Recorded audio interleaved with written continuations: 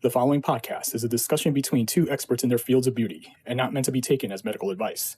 Be sure to consult with your doctor if you have any medical inquiries.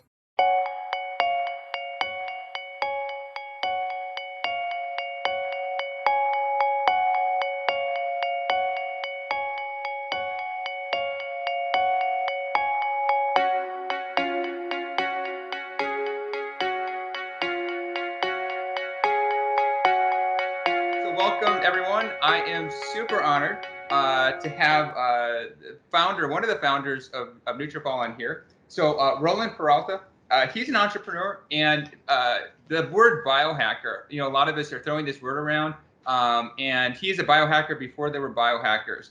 And it's interesting how his hair health has tied with his own personal health. And just like many of us, Roland's kind of thought there was an alternative way, a better way of doing things. So kind of on his own, he came up with this way of treating his rheumatoid arthritis. And rather than taking some of these medications like steroids, which my dad took and had lots of side effects, including needing hip replacements and other issues, he actually took it upon himself to kind of use things from the plant and botanical world. And from this, it's usually from our own personal insights and own personal kind of battles, we come up with this impetus and this drive to really make something successful. And that's what's really been the force behind Nutrafol. And this company went from a startup to, I think it's 30 million in 2016 in sales. And I have no idea what it is in 2018, but I'm sure it's a monster above that, right? It's a monster, yeah. And then you've been kind of all over the world in the hair care industry. You've been with the luxury brands, anti-aging brands, Julian Ferrell hair care. So you've kind of been all over in this hair world and this kind of botanical background. I was reading a little bit about your parents being in the world of botanical health and kind of tying this all together. It kind of makes this nice synthesis of this beautiful product. That's right. And now you're this driving force, and you're putting this new type of product where you're kind of combining the worlds of science and traditional medicine with kind of these other area medicines, which are really people are really appealing to, Eastern medicine and Ayurvedic medicine. I can never say that word, by the way. And herbal medicines, all this kind of coming together and in the forefront with Nutrafol, which is an amazing product which I use every day. And your hair reflects it. Your hair looks good, Dr. Shah. It's my real, mostly, no, it's not a wig. So interesting story. So we kind of know a little bit of background about Nutrafol, but in the ingredient process. So I'm going to kind of go back about that. I mean, so your personal story is amazing. Talked about rheumatoid arthritis. So this ingredient and how you overcame some of this aspects, and you've been symptom-free for how long? I would almost 7 years. So, and as you know, the options available are biologics like Enbrel, Humira. They do have some side effects long-term. They haven't been around long enough, obviously, to understand the real long-term implications of using them. But when you, as a biohacker, when you dive deep under the hood, and understand what these biologics do, you can essentially reverse engineer and look for similarity in botanicals. Botanicals have been around since the beginning of time, and our ancestors used plants to heal. And so obviously in the last 100 or so years, we have moved away from the use of botanicals, developing drugs that are very focused. They mono-target specific receptors to specific genes.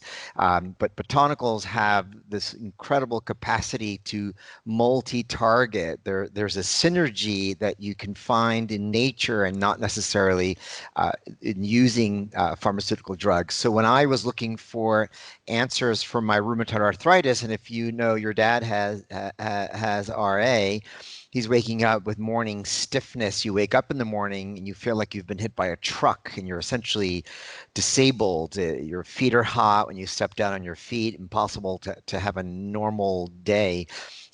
So When I reverse engineered what these biologics did, it turns out that curcumin, which is an extract, so curcumin is a hero plant in Ayurvedic medicine. It's been used forever in culture. They'll sprinkle turmeric on everything. Of course, the problem with turmeric is that it's not bioavailable. And so it's very difficult for the body to actually ingest it. And Yeah, it smells. I mean, I'm I happy love the again. smell. Oh, it's a very distinct smell that if I cook too much Indian food, it overpowers a kitchen. So yeah, beyond that, exactly. You probably have to put a little more so you get over so it turns out, not to get too technical, but it turns out that these biologics that were being used successfully to treat rheumatoid arthritis are TNF blockers, TNF alpha blockers, right? It turns out that curcumin has the ability to block TNF alpha.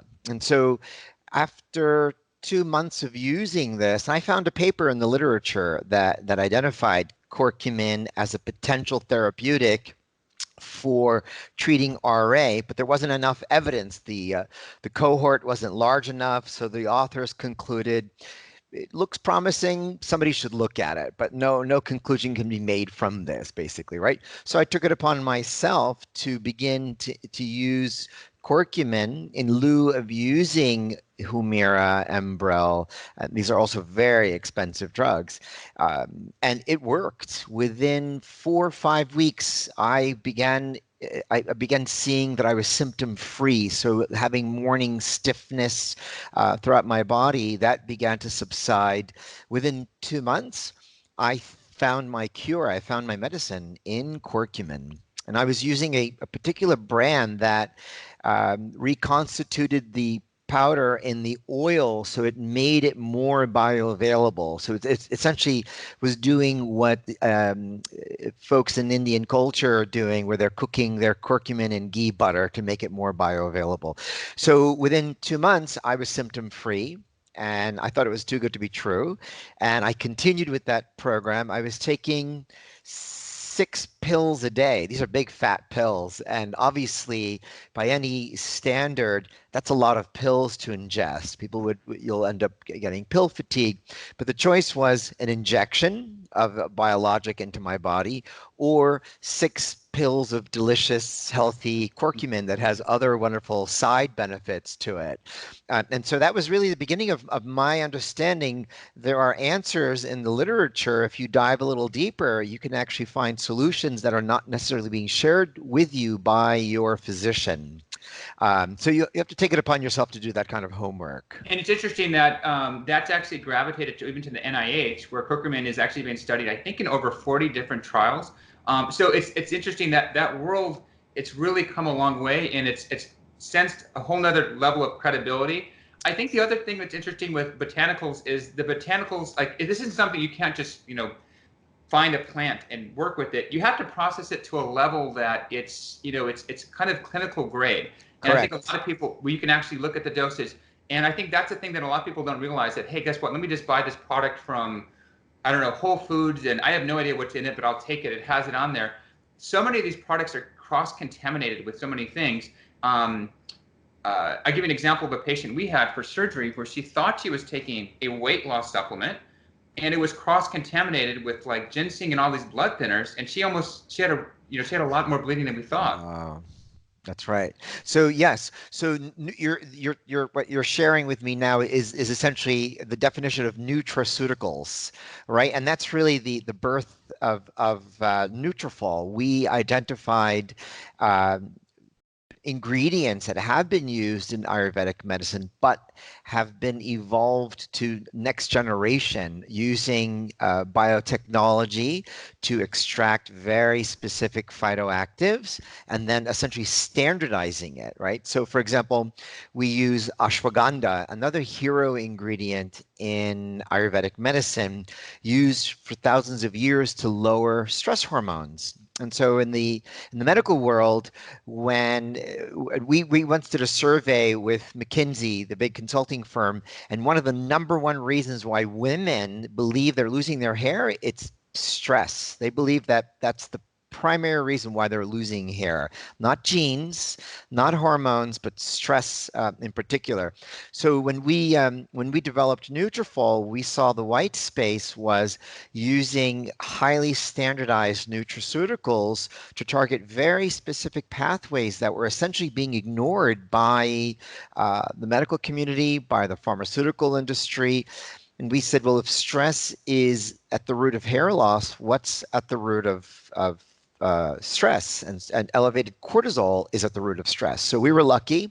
We developed a relationship with a company that they conducted 12 double-blinded, randomized, placebo-controlled studies on their standardized ashwagandha.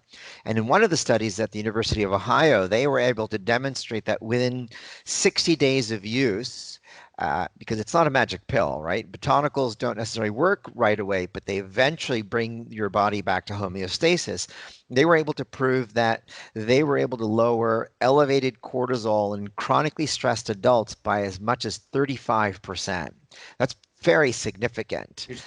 It's a game changer. So, and that of course, when you have elevated cortisol, that becomes an endocrine disruptor. Suddenly, it impacts how your thyroid hormone is being produced, potentially and ultimately leading to hypothyroidism, under functioning thyroid, and that obviously complicates so many things across the board. So we were, as biohackers, we were reverse engineering. Where is the problem? What's at the root of that problem? And can we use nature? Can we use these standardized nutraceuticals to target those specific markers that we were targeting? So for us, it was really important to have clinical evidence of efficacy, and most importantly, to use clinically efficacious dosages. So what differentiated us from our competitors is that people will put a sprinkle of a DHT blocker, for example, and make a claim that saw palmetto has been used to block DHT, but the studies show that you need 640 milligrams in powder form, 320 milligrams in oil. So if you have anything less than that, you're not complying with the literature. Essentially, you're just making a marketing claim, throwing a sprinkle in, and borrowing science. And that's really where I believe physicians are challenged in accepting how viable is a natural ingredient, right? A natural product to address a specific condition, right? Clinically efficacious dosages, abiding by studies found in the literature, good, credible studies, is the first departure point in determining whether something actually works.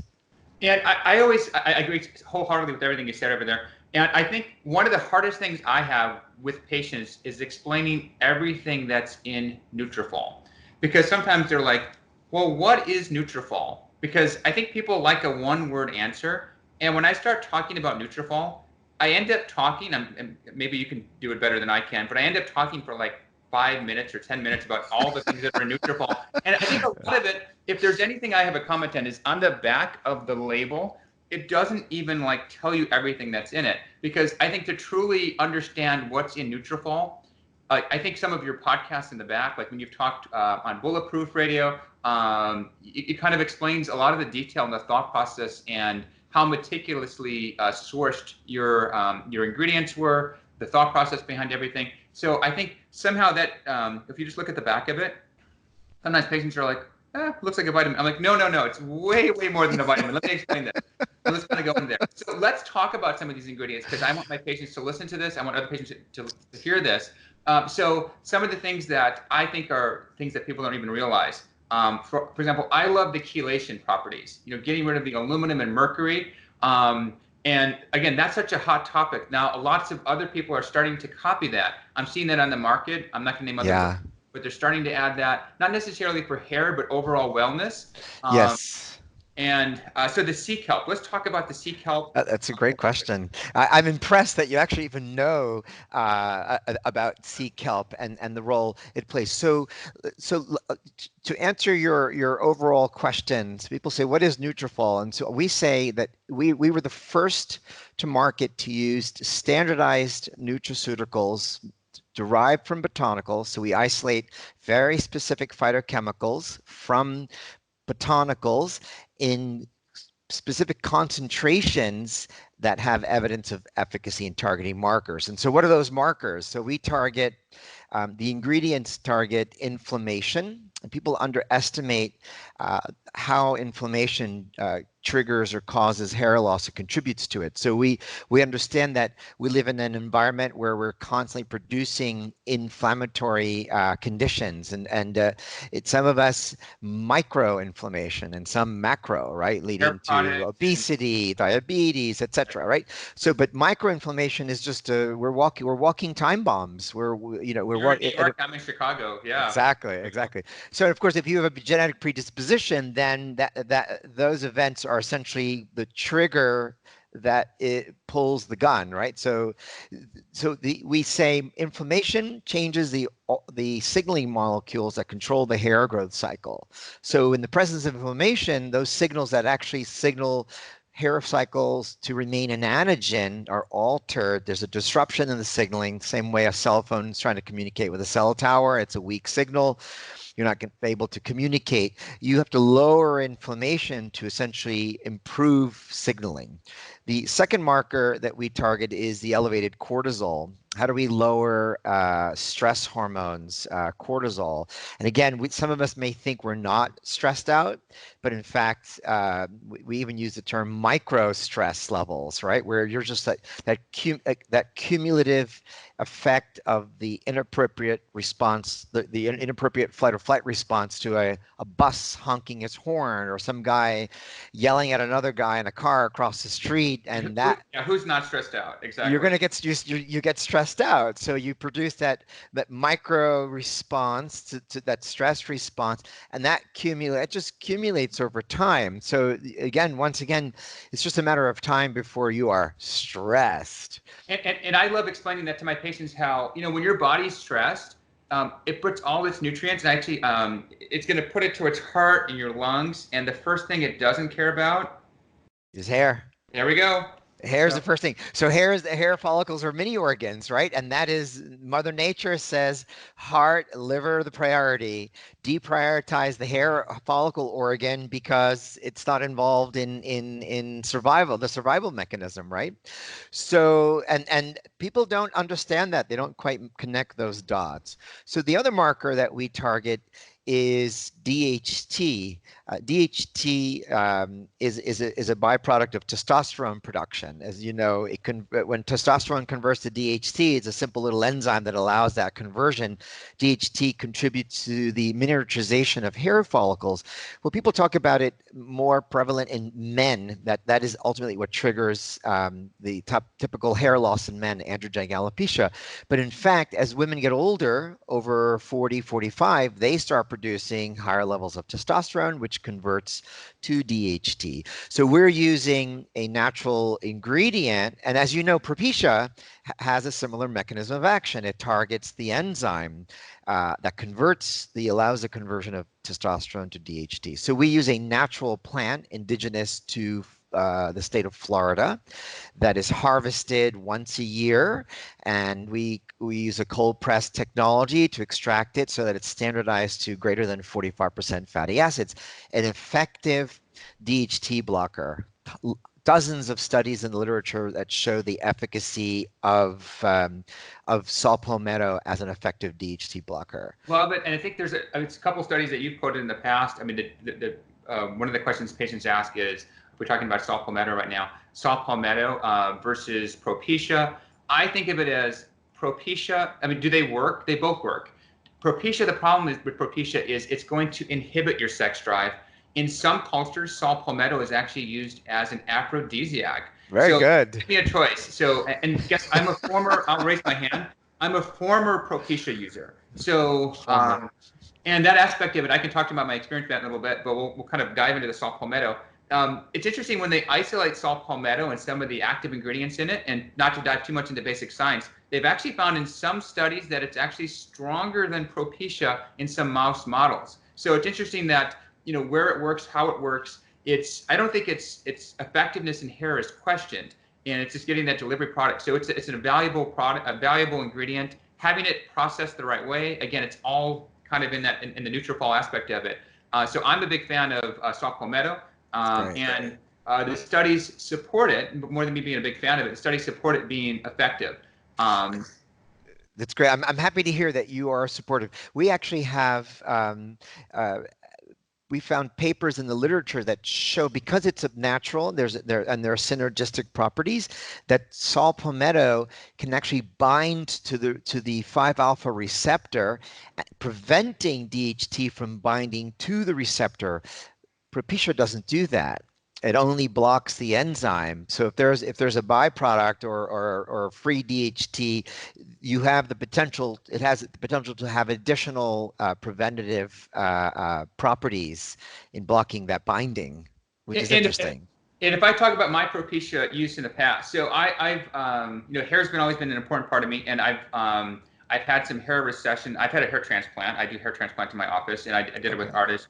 But it's that aspect of it. I use Propecia, and I don't know if I felt like Propecia was kind of like causing all this hair growth. And when I did it, I tried it first. I stopped it because I thought maybe I was having some symptoms, not physical, but it's sort of like, am I having less energy? I did it and said, screw it. I'm just going to take it, and whatever happens, happens. And I stopped. What I did is I kind of weaned myself with Propecia, believe it or not, with Nutrafol. So what I did is I started taking 1 or 2 tablets of Nutrafol with Propecia, and then I would start to miss a day of Propecia and kind of keep adding more Nutrafol to it. And then what I would do is you sort of, again, I have the advantage of having trichoscopy, so I was kind of looking at my hair. That's great. I would look at my minis. I would kind of, I think shedding for me is really hard to kind of quantify because it's sort of like tough to tell. Some people can really have a good sense of that, but shedding is a normal process of hair. So I was kind of looking at my minis, kind of quantifying my hair as I was going along. And then what I noticed was when I switched completely to Nutrafol, which has been, I think it's going on 10 months, 11 months, I did not have, I was worried about all this hair shedding. Nothing happened. My hair actually, if anything, my hair, I do a lot of stuff though, but my hair, if anything, is fuller. And it looks, it's pretty full. It's pretty hard to see some see-through. And you can see pictures of me on all over the place. But what I noticed when I was taking Propecia was it's sort of like when I stopped, I felt so much like there was kind of like this little break on my energy, like this little break that I didn't notice, this little break on my mood. And when I stopped, I felt so much better, like this little weight was lifted. And and I'm pretty active kind of all over the place, but I'm super happy to hear that. There was a terrible incident in France where they attributed a suicide to a young man who was using Propecia, and he believed that it led to him having suicidal tendencies, leading to depression. So it's not surprising all of these anti-finasteride organizations that exist today are really bringing forth the research and all of these anecdotal papers on the downside of using finasteride, right? And for so if my patients ask me about Propecia, if they're pre-having kids, because Propecia is only an option for our users, it's only an option for men. Women can't even use it. So if they're pre-having kids, it's not. I don't say don't do it. It's because the option with this is who knows what's going to happen. We're finding right now that older men, maternal men who are over the age of 50 and 60 and 70, their sperm quality is being affected by their environment, it's being affected by drugs, being by alcohol. So Propecia affects your hormones. So what's that going to do to your offspring? So to me, that's a non-starter. So I started after kids. I don't want my patients taking it pre-kids because who knows what's going to happen? What are the long-term effects? I agree. I agree. If you're going to take it, definitely after kids, then I think the sweet spot, again, if you're going to take it, it's only men without physical side effects who are going to have some prostate issues, who are going to be, I put it plus 50, because that's the aspect of it. But they have to, again, me personally, I don't like taking medications. It's not something for me. But if my patients want to take it, they've taken it in the past, I'm okay with it. But it's not something I do personally. So that's how I do. Interesting. No, and I appreciate that perspective. So there's a study done on the ashwagandha that we use in Nutrafol. And when ours is standardized to 10% withanolide, so that one of the most potent parts of that plant are the withanolide group, and so we have ours is standardized to 10%. So there was a study where they tested men in andropause, and they showed using ashwagandha, standardized 10% withanolides, over 90 days improved the sperm quality, Oh, wow. so the motility and the quality significantly. So the conclusion was older men who are planning on having kids who want to improve sperm quality should be taking ashwagandha. And of course, we understand the mechanism of action is likely elevated cortisol leads to compromising all systems in the human body. So yeah, so for whatever it's worth, ashwagandha could be the antidote to having compromised sperm quality after Propecia use. It makes You sense. could do a clinical study on that. I love it. Actually, interesting thing about ashwagandha. So I'm the only Nutrafol user in my house. I have kids, 3 kids, and my wife has her own hair story, but that she couldn't join us tonight. Kids, sorry. But it's interesting that when everyone's sick in the household, I don't get sick, and I'm attributing it to the ashwagandha. And the curcumin. So you bring up a really good point. So when we first started marketing Nutrafol, as a side note, we would say, think of it as a powerful anti-aging supplement, because there are ingredients, going back to the sea kelp, which we never answered that question, but one of your primary goals in eating greens and fruit and maintaining a healthy diet is to actually improve antioxidant production, right? And so antioxidants like glutathione, that's the mother of all antioxidants. These are antioxidants that improve the immune system, right? So the curcumin improves your immune system because it leads to glutathione, increased production of glutathione, catalase enzymes, SODs. Ashwagandha improves glutathione production.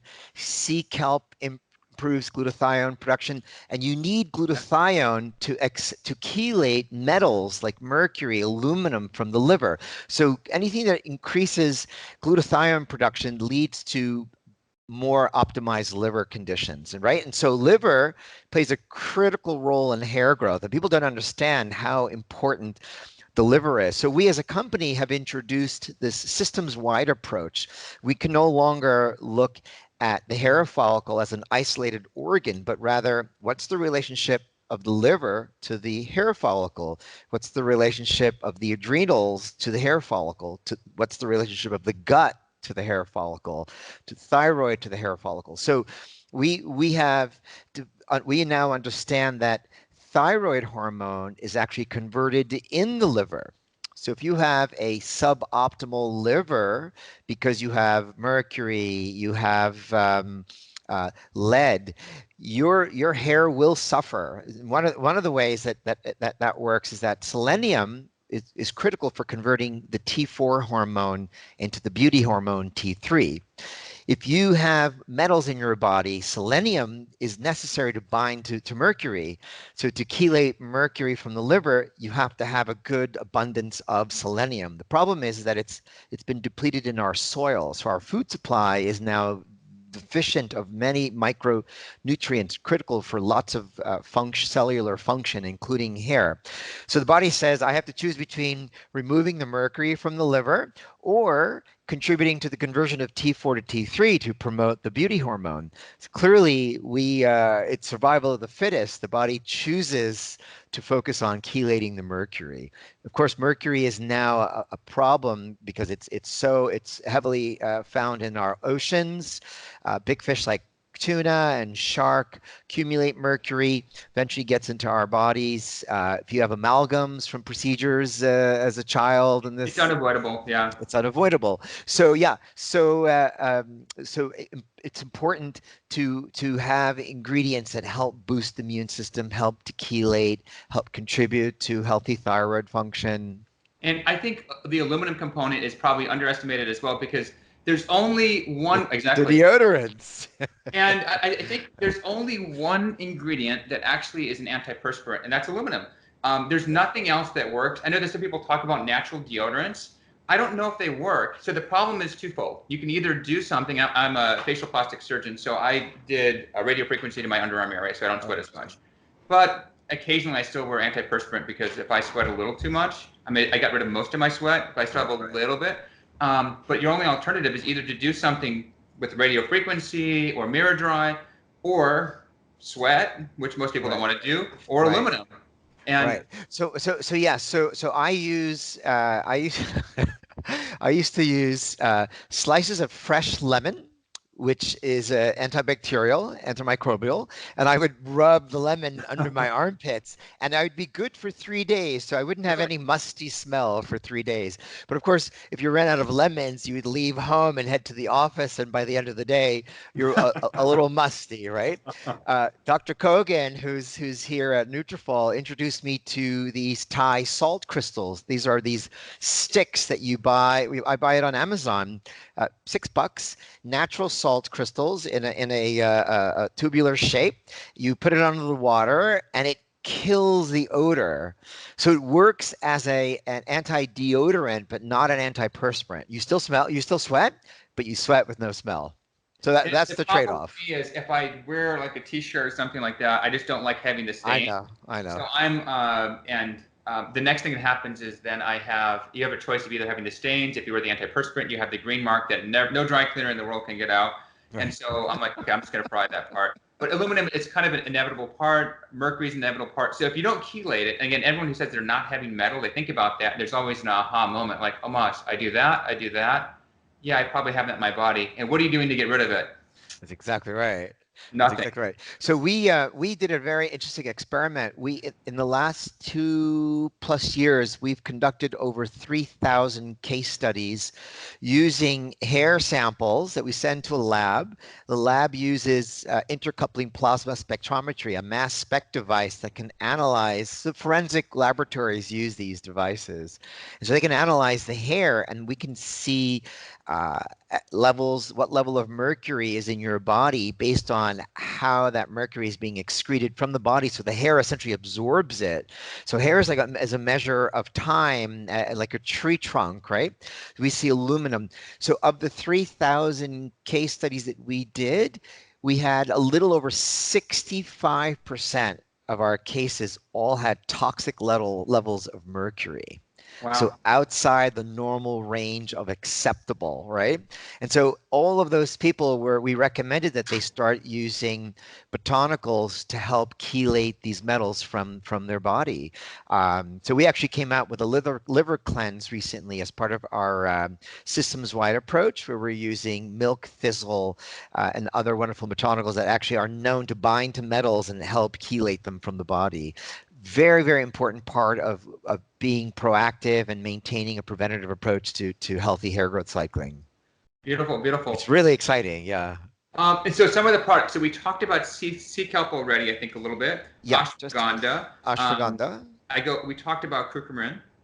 We talked about, there is biotin in there, correct? There is, right. And it's funny because my eyebrow's going to go up a little bit because there was a podcast and there was a paper that talked about biotin. The one issue, the only patients we have that don't take Nutrafol, aside from patients who are under 18, pregnant, that aspect, are patients who've had, and I don't think it's a real allergy. So we have patients who said, you know what, I've tried biotin in the past, and I have this really weird reaction. And then they'll name breakouts, they'll name some flushing, it just didn't work well with them. And so unfortunately, at that point, they're like, well, I don't want to take it because it has biotin in it. And my thought is they've either taken high dose of it, right. They've gone too high in that, or it's been cross-contaminated with something else. But that being said, the biotin element, it's quote-unquote known for hair and nails. But that being said, your thoughts on the biotin element? That's the only part that we get some. It's such a great question. So when we did this McKinsey survey, the majority of the consumers believed that biotin was in the top 3 products that would help save their hair and contribute to hair growth and stop hair loss, right? Last year, Dr. Jerry Shapiro, do you know Dr. Shapiro at NYU? I was at NYU way back in Yeah. So 2005, 2008, but I don't really know him that well. No. he's a Canadian hair loss researcher. He's published over 150 articles, Oh, wow. all related to hair biology. And he and his team did a meta-analysis in the literature on biotin. And the conclusion, this was published in the Journal of Drugs and Dermatology, and the conclusion they came to was that biotin is nothing less than a media infatuation that spun out of control, and it made its way into medicine.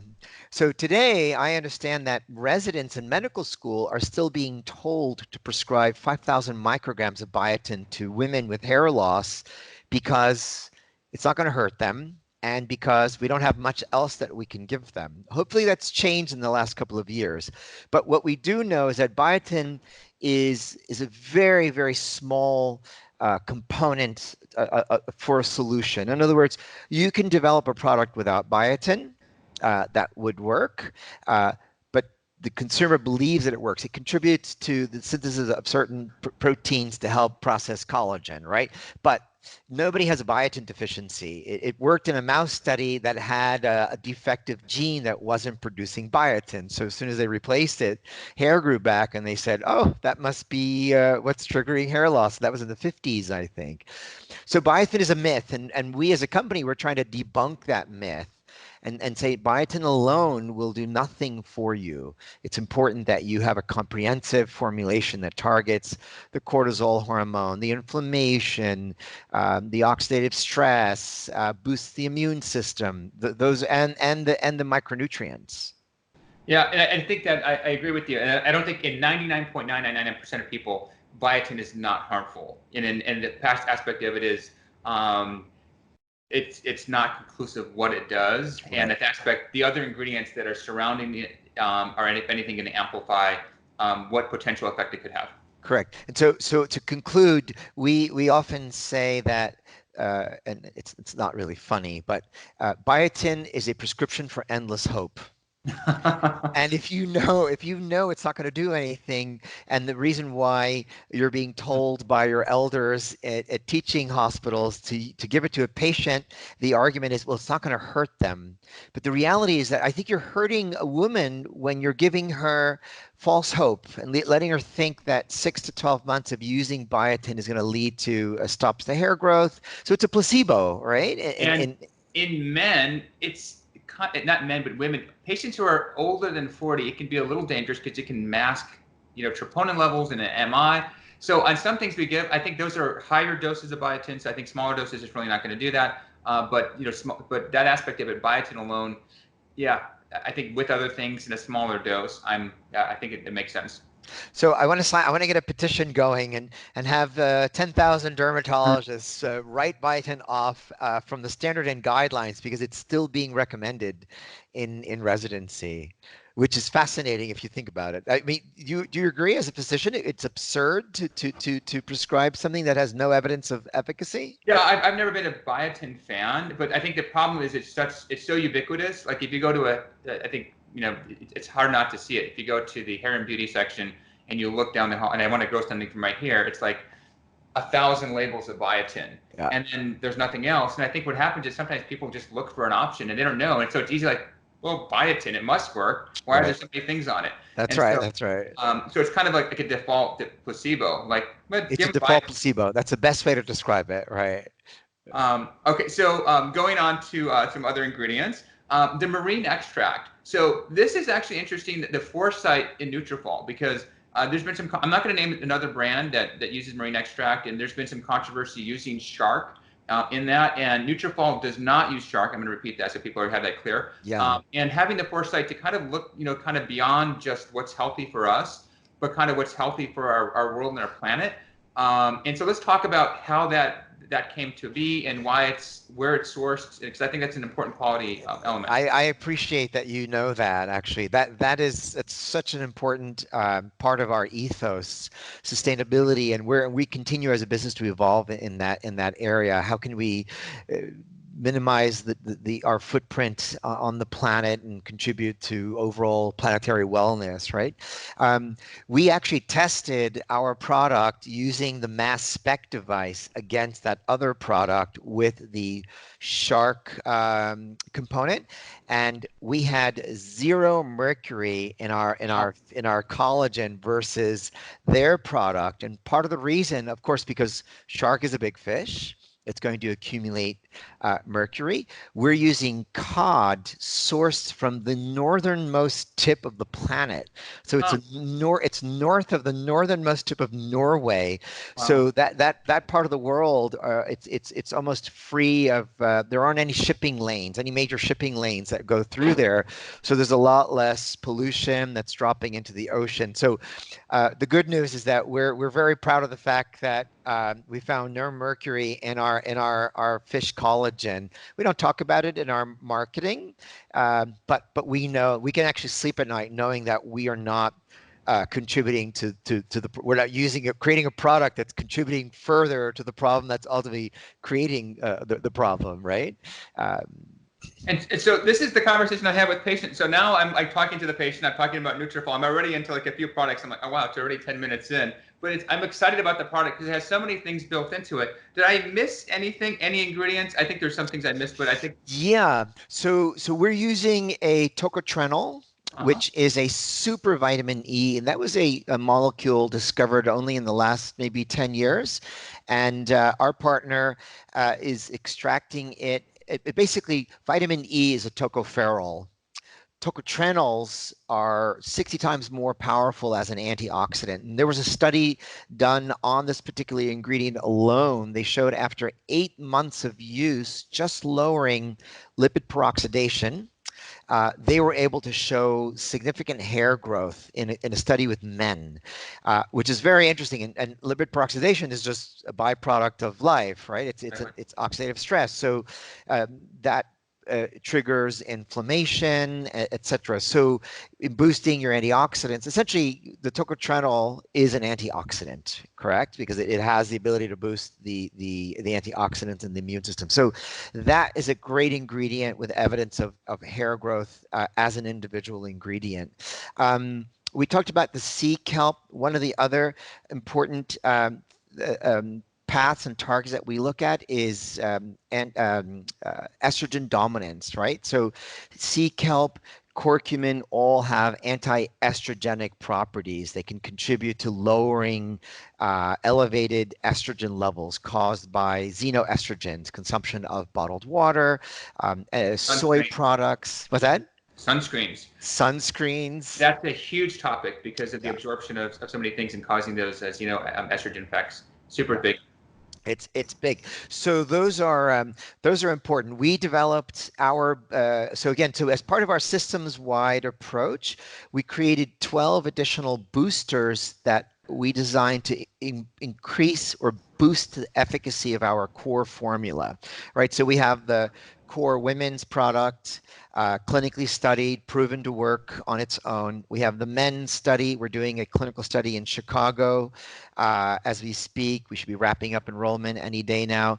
And then we just introduced a product called Women's Balance, which is for women in menopause, peri, and post menopause. So is that similar to the Core Plus, or is that's basically it? Yeah. So we just changed the name from Core Plus to Women's Balance, and that's designed because women over the age of 45, their hormone levels change are very different from women in their 20s and 30s, and so one of the primary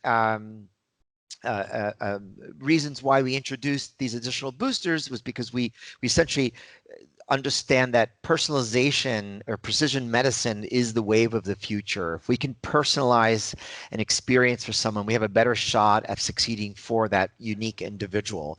So our B complex was designed specifically with dosages of 2 particular ingredients that are known to be anti-estrogenic at the levels that they were introduced. So we're essentially helping the liver clear estrogens from the liver to prevent estrogen dominance, because we know that elevated estrogen can be a braking mechanism on the hair growth cycle. There's a great paper on estrogen and hair follicle biology, and there was a fantastic section on how elevated estrogen levels could lead to shorter anagen phases, which is the growth cycle. And it's interesting, my wife has more background in hormones than I do, but you're talking to patients who actually do testosterone supplements and things of that nature. Oftentimes, patients are worried about their hair loss, but it's usually not the fact that it's testosterone. It's usually an imbalance with the estrogen testosterone aspect. And estrogen's kind of been an understated bad player that people have sort of like wrapped it all into DHT, but estrogen's probably playing a stronger role than most people are realizing. That's exactly right. So, and that's probably because, and you think about women in the last 30 years suddenly have hair problems. My mom, growing up in South America, said it was rare that you saw a woman losing her hair. Today, everywhere you look, there are women with thinning scalps, right? And we believe that stress levels play an important part of that because women in the 21st century have had to step up. 20th century, 21st century women have had to step up to become breadwinners, sole providers, single moms, a lot of pressure to basically support themselves, right? In many cases, and also the xenoestrogens from environmental triggers, right? Also contributing to hair loss globally. So part of your strategy is how do you lower that? How do you optimize the liver so that the liver, which is the filter for the human body, can expel those used estrogen hormones? One of our key ingredients in our women's menopause formula is maca. It's an organized gelatinized maca, which is another hero ingredient used in traditional medicine, and it's used as a hormone sensitizer. It's essentially the conductor for hormone production. If you're producing too much testosterone, it helps recalibrate the body and say, hey, wait a minute, too much testosterone, but not enough progesterone. Let's change that ratio, which is why maca is used as to improve stamina and energy. And my brother, who's an OB-GYN, actually, he loves maca for his patients, especially postmenopausal patients. So he's a big fan of maca, and he's seen I love that. I'm so happy to hear that your whole family is so conscious of the power of plants because I wouldn't give my brother too much credit. He drives a pickup truck and he's he does his part, but what he balances out with the maca, he has imbalance with his pickup truck and his love of guns. He's balancing it out. As long as he's not telling every woman that comes to his office to buy a gun, I still support it. He's not. I'm happy to hear that he advocates for the use of maca. Maca is a fantastic herb. So for me, what I do, and my wife does most of the management with women with hair loss. But one of the things that we've talked about and I'm dealing with is when we look with trichoscopy, we'll see distinct patterns of hair loss. And I think in men, it's usually a little bit more predictable, but not always. But in women, they can be kind of all over the place. And we'll see some women who are, with closer with male pattern, who are in their 20s and 30s, and some patients who have more inflammatory, who are older. So the way the way we've talked about using Nutrafol is women, and my understanding is that Nutrafol Plus has more saw palmetto for women. Yes, that's correct. Yes. And so I view it as almost that little extra way of kind of fighting that androgenic alopecia in women. So if I see miniaturization, classic male pattern baldness with trichoscopy, I'm going to go with a women's plus, even if it's a younger patient. And if I have an older patient who has inflammatory changes, and a trichoscopy, I'm seeing more inflammation, so more red, more vascularity, I might just go with women rather than women plus. Even though they probably could benefit from that, I still might go that way because I don't see the miniaturization. Is that against company? No, 100%. No, I see it's physicians like you that have the foresight to step out of the box and see the big picture and understand the benefits of deviating from directions. And as a doctor, you are authorized to do that. There's no harm. There's only benefit in using a higher dose for that particular observation. I would agree with you. Another question on this is some people don't like swallowing pills.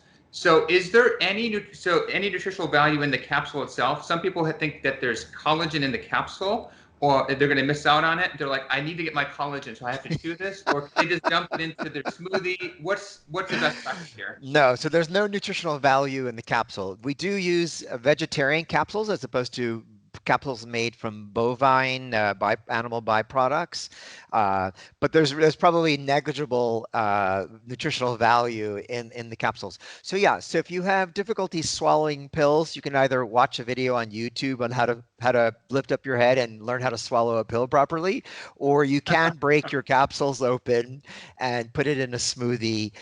There's a little bit of a bitter taste. The sea kelp, it's just sea kelp, a little bitter, a little salty, right? But saw palmetto is a little bitter.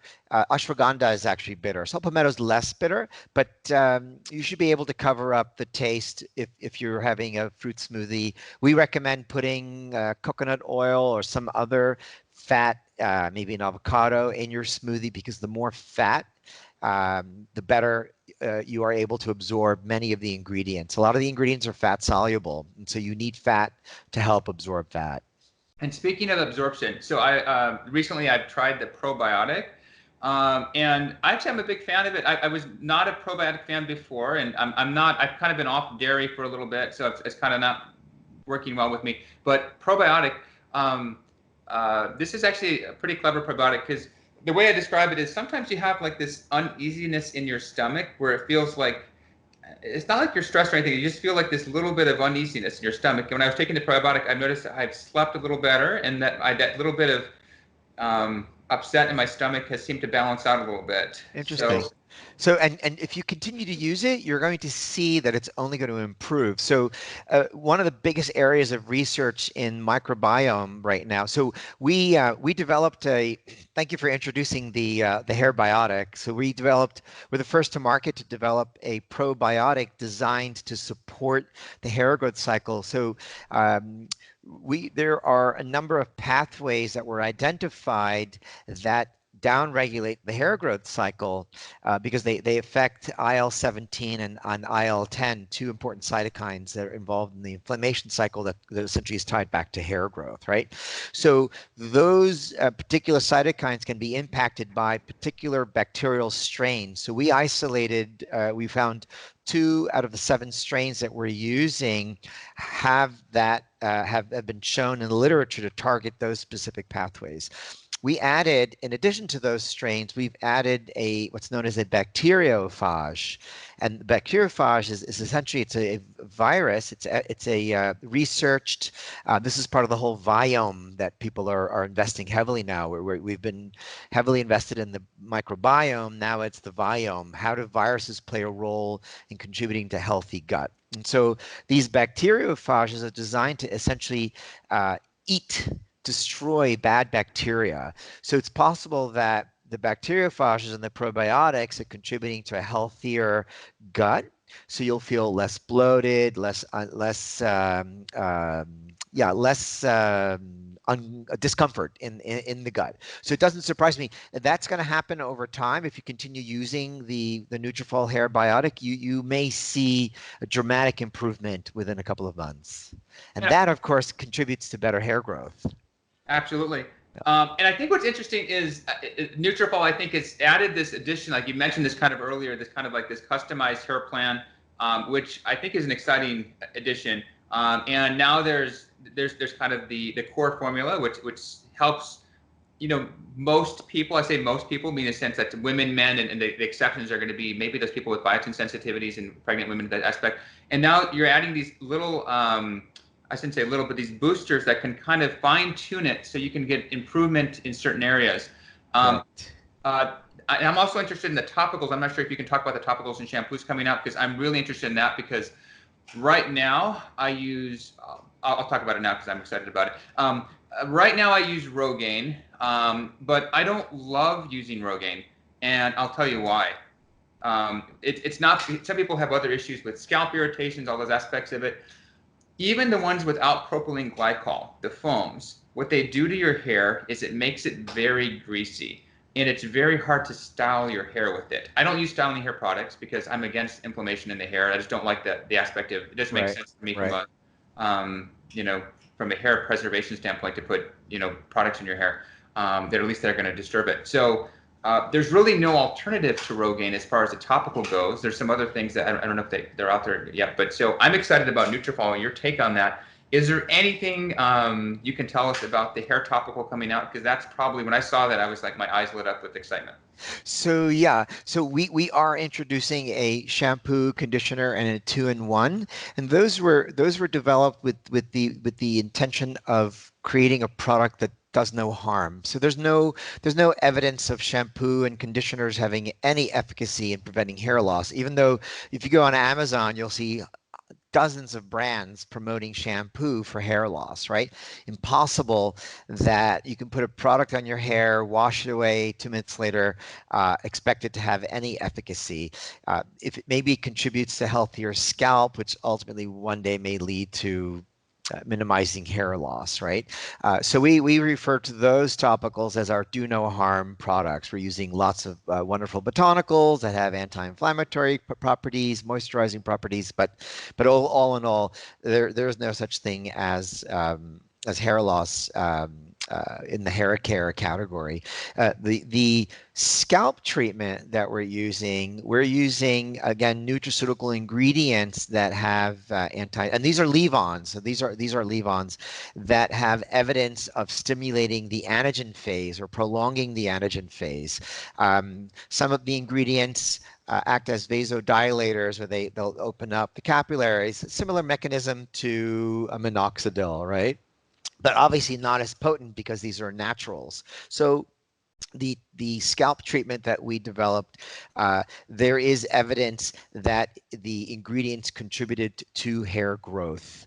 So really, we're adding it as an additional product to complement your routine, right? We would say, don't drop the pills, the 4 pills a day over the topical, because that's our philosophy still. Hair wellness from within. You have to balance the body, bring the body back to homeostasis before you can actually get the hair cycles back in sync and start producing healthier hair at normal growth rates, right? So the topicals are designed to simply complement the overall internal systems-wide approach that we have. It's just the inside-outside approach, really.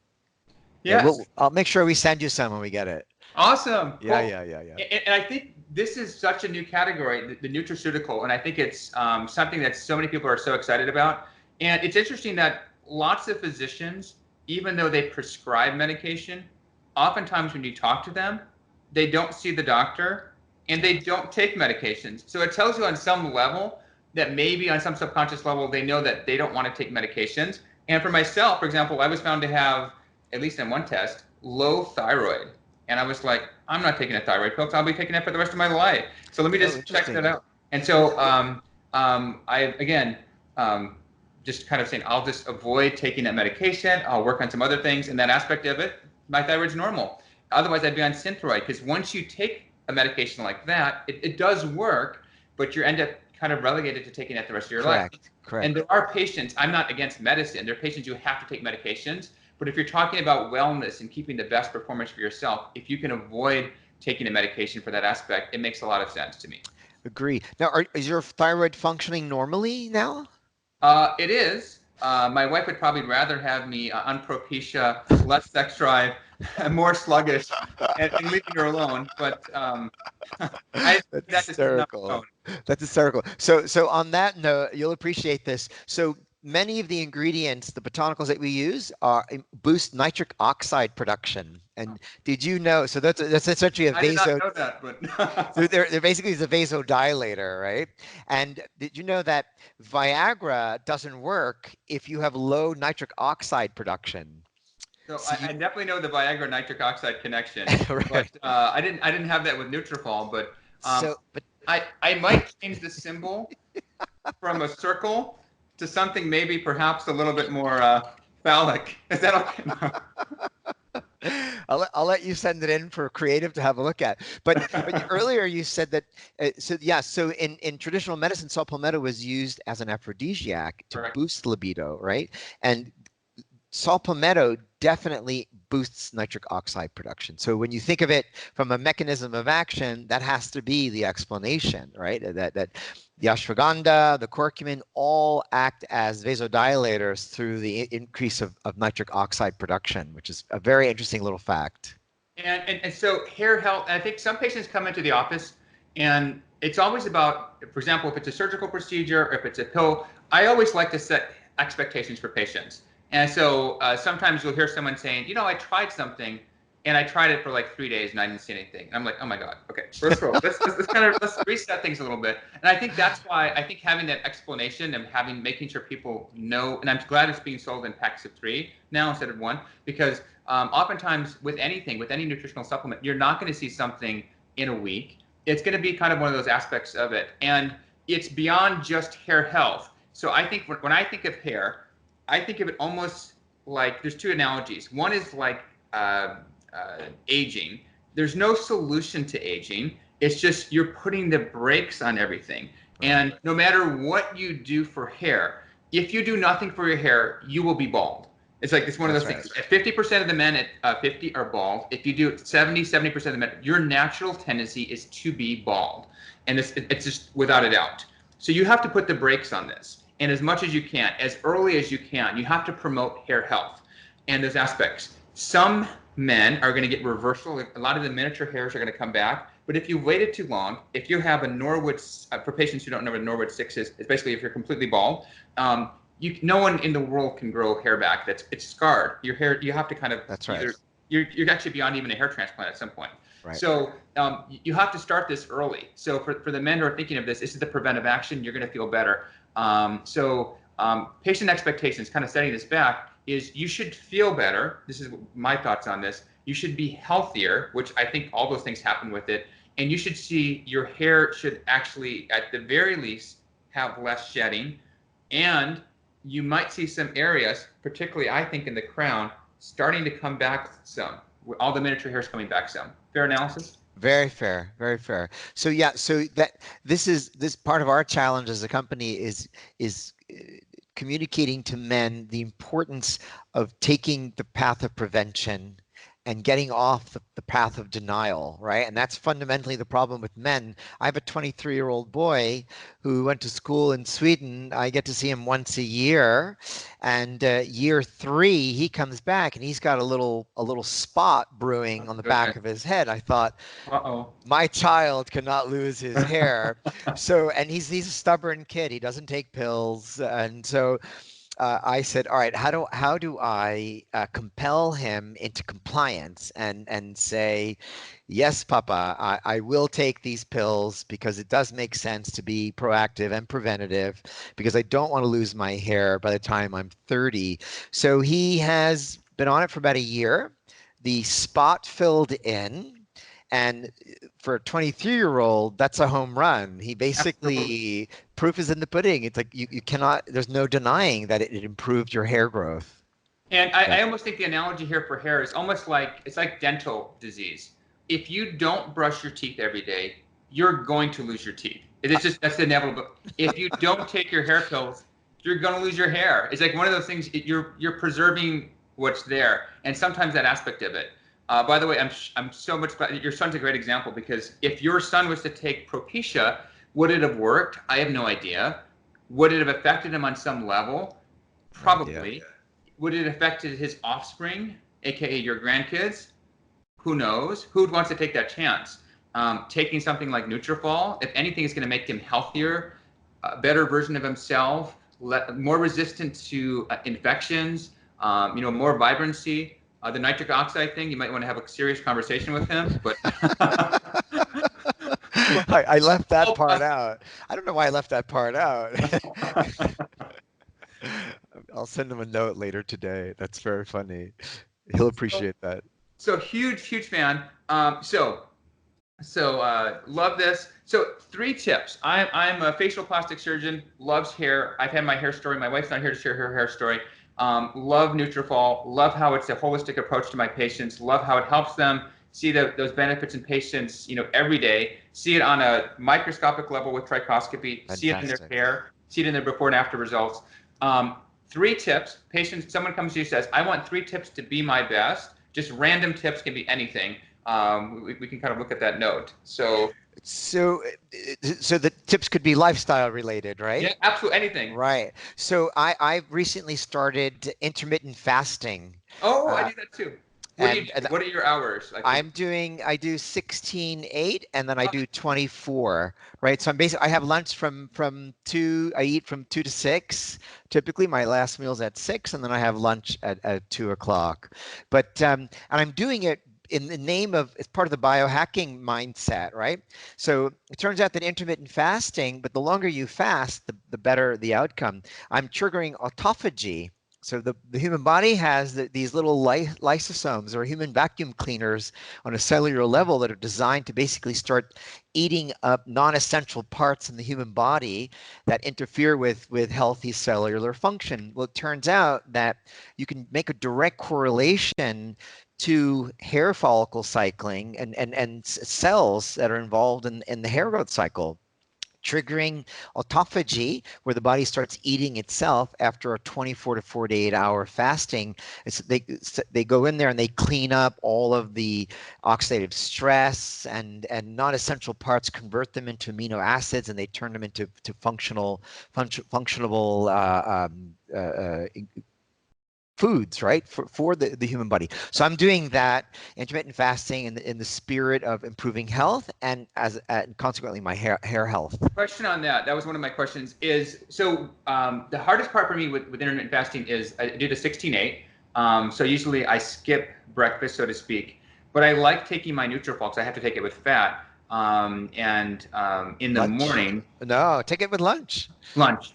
Yeah, it's probably a better idea because then Because if you're not having breakfast, you'd rather say take your 4 pills a day with lunch or dinner, whichever is your fattiest meal. But if you want to you want to create a routine and drive people to compliance, you keep a bottle on your desk at the office because you're probably eating at your desk 3 days a week, or 5 days a week, or because you're probably seeing patients when you're not eating at your desk, or keep one in the kitchen. Actually, I don't have a desk. But you don't really? I got rid of the desk like 5 years. I don't like having a desk. Desk is so like I don't know. It's like 80s. Yeah, because you're pushed on a level. It's kind of like talk show hostess. Like Yeah. you put your seat up high, then you have the other seat low, and then I just don't like a desk, so I just have a couch. Lucky you. So yeah, so I would definitely, but do your best to take it with a fatty meal, with one of your meals that has the most fat. Yeah.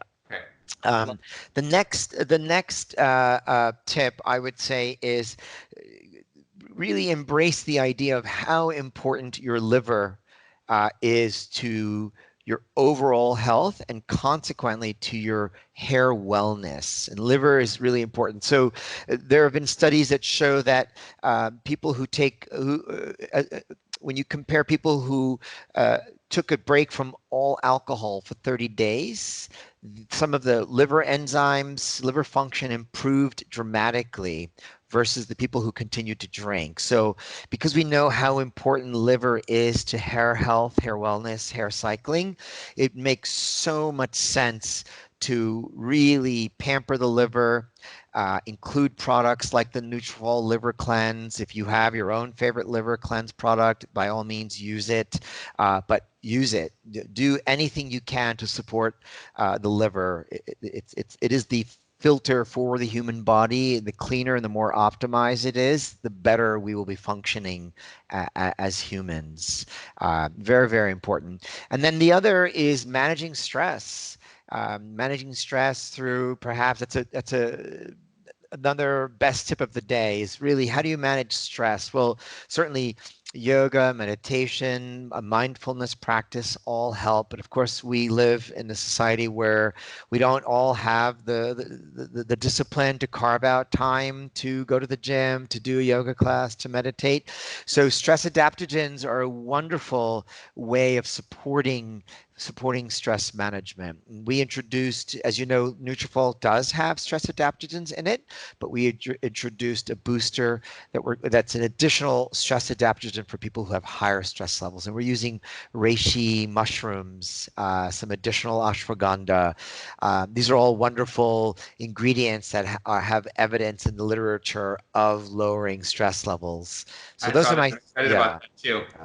Absolutely. I would highly recommend having a stress adaptogen in your routine, a liver cleanse in your routine, and something as simple as intermittent fasting all would contribute to her overall good hair wellness. Amazing. So much amazing things. I probably could talk for another hour, but you're Let's probably do it again. and I think the coolest thing, my take home point is, sometimes it's nice to do, like, you type people like get kind of lost in this world of hair, and they're doing all this research and what's the best, what's not the best. And I think it's nice to have a company that's sort of done a best of and thought, kind of very thoughtfully in so many different levels of what's the best way to get so many quality ingredients. Let's do the best way of thinking about it. Even the way we process our salt palmetto, the way we get our cod. I mean, there's so many different things that are thought in this. Hey, let's get some science behind this, because this is a real important thing about it. And this is not just about your hair, because your hair and your skin, but your hair, it's a sign of your health, your overall healthness, your attractiveness. And that's what makes us human, to be the best version of ourselves. So I think it's great for what you've done with Nutrafol. Thank you so much for me as a user of Nutrafol, and for all my patients. Thank you. Thank you. I appreciate that very much. And thanks so much for being on here and educating me on what I was doing wrong with my Nutrafol, and now I've got to move it to my lunch and all that. I've had a wonderful time, Dr. Shah. Thank you for inviting me. Thank you so much.